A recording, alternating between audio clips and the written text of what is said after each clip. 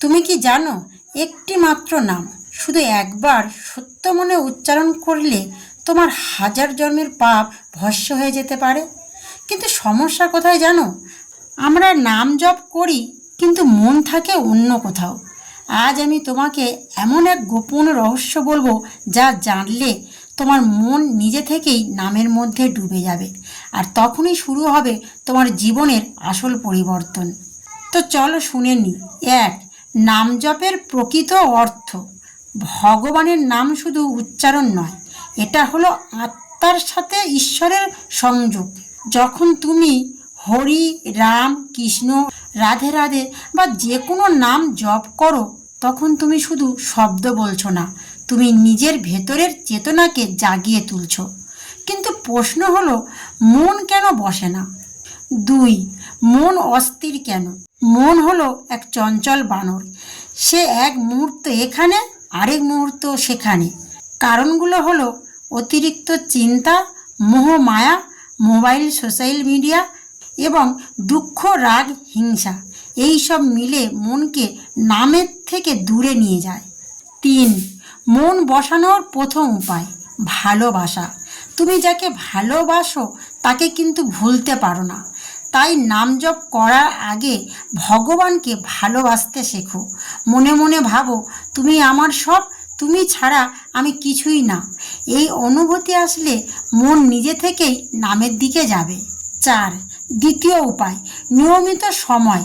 যেমন তুমি প্রতিদিন খাও, ঘুমাও, তেমনি নাম জপের একটা নির্দিষ্ট সময় রাখো। ভোরবেলা মানে ব্রহ্ম মুহূর্ত সবচেয়ে ভালো সময়, কারণ তখন পরিবেশ শান্ত থাকে। পাঁচ, দ্বিতীয় উপায় নির্জনতা। শান্ত জায়গায় বসে নাম জপ করো, যেখানে শব্দ কম, মন শান্ত থাকে। এই পরিবেশে মনকে স্থির করে। চতুর্থ উপায় হলো মালা ব্যবহার। হাতে মালা থাকলে মন বারবার ফিরে আসে। প্রতিটা দানা তোমাকে মনে করিয়ে দেয় আমি নাম জপ করছি। সাত, পঞ্চম উপায় শ্রবণ ও কীর্তন। শুধু নিজে জপ নয়, ভগবানের নাম শোনো, কীর্তন করো। যখন তুমি শোনো, মন সহজে ভগবানের দিকে যায়। আট, ষষ্ঠম উপায় মনকে বোঝাও। মনকে জোর করে দমন করো না, তাকে বোঝাও এই নামেই আমার মুক্তির পথ। ধীরে ধীরে মন মানবে। নয়, সপ্তম উপায় ধৈর্য। একদিনে মন বসবে না। মনে রাখো, ধীরে ধীরে নদী যেমন পাথর কাটে, তেমনি নাম জপ মনকে পরিবর্তন করে। 10, নাম জপের ফল। যখন মন বসে যাবে, মনে শান্তি আসবে, দুঃখ কমে যাবে, ভেতরে আনন্দ অনুভব করবে, ভয় দূর হয়ে যাবে। সবচেয়ে বড় কথা, তুমি ভগবানের উপস্থিতি অনুভব করবে।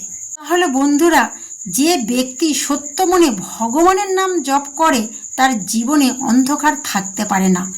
আজ থেকে শুধু নাম জপ করো, নামের মধ্যে নিজেকে হারিয়ে ফেলো। দেখবে তোমার জীবন নিজেই বদলে যাবে। আর যদি তুমি সত্যিই ভগবানের নাম জপ করতে চাও, তাহলে আজ থেকে শুরু করো। তাহলে বন্ধুরা, ভিডিওটা এখানে শেষ করছি।